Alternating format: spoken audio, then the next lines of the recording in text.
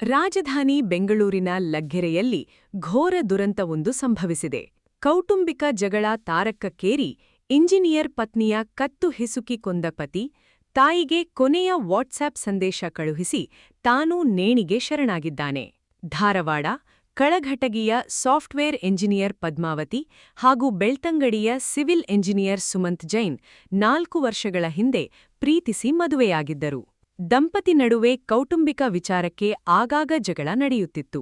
August 13ರ ತಡರಾತ್ರಿ ತಾಯಿಗೆ voice message ಕಳುಹಿಸಿದ್ದ Sumanth, ಮನೆ ವಿಚಾರಕ್ಕೆ ಹೆಂಡತಿ ಜಗಳ ಮಾಡ್ತಿದ್ದಾಳೆ, ನಾನು ಸಾಯುತ್ತಿದ್ದೇನೆ, ನನ್ನ ಪಿಎಫ್ ಹಣ ನೀವೇ ತುಗಳಿ ಎಂದು ಹೇಳಿದ್ದಾನೆ.